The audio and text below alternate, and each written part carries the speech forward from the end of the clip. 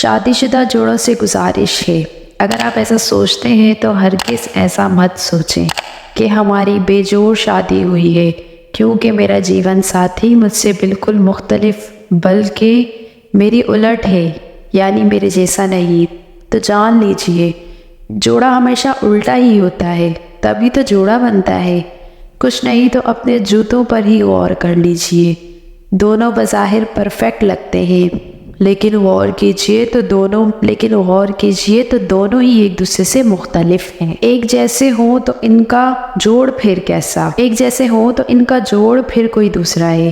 یاد رکھیں، دیکھیں، ہم اپنے دائیں ہاتھ سے دوسرے کا دایاں ہاتھ لے نہیں سکتے۔ یاد رکھیں، ہم سب پزلز میں پیدا ہوئے ہیں اور جڑ کر ایک دوسرے کو مکمل کرتے ہیں، کی کمی دوسرا پوری کرتا ہے۔ اسی لیے اپنا جیون کسی غلط فہمی میں برباد نہ کریں، چیزوں کو قبول کرنا سیکھیں۔ نکاح کے وقت قبول ہے محض الفاظ نہ تھے، بلکہ یہ عہد تھا کہ تمام کمی بیشی کے ساتھ ہم سب کچھ قبول کرتے ہیں۔ یہ آئیڈیالزم ایک دھوکہ ہے، فریب ہے، سحراب ہے۔ زندگی رومانی ناولوں، ڈائجسٹوں کے فرضی قصے کہانیوں اور ڈراموں سنتی ہے۔ ایک دوسرے کو جیسا ہے جہاں ہے کی بنیاد پر قبول کیجیے۔ یہی قبولیت، یہی ایکسپیکٹیشنز زندگی میں سکون لاتی ہے۔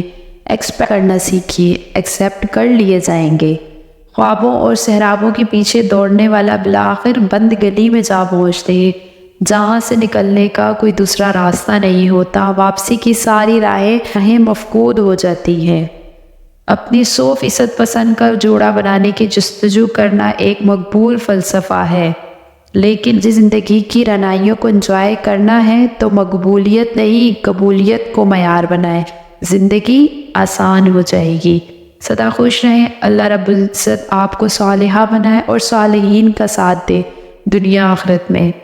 آپ کو ایسے جیون ساتھی سے نوازے جو آپ کے معریب کا ذریعہ بنے، رب قریب کرنے کا ذریعہ بنے، جس کے ساتھ چلتے آپ کو ہر لمحے رب کی اطاعت میں بسر ہو۔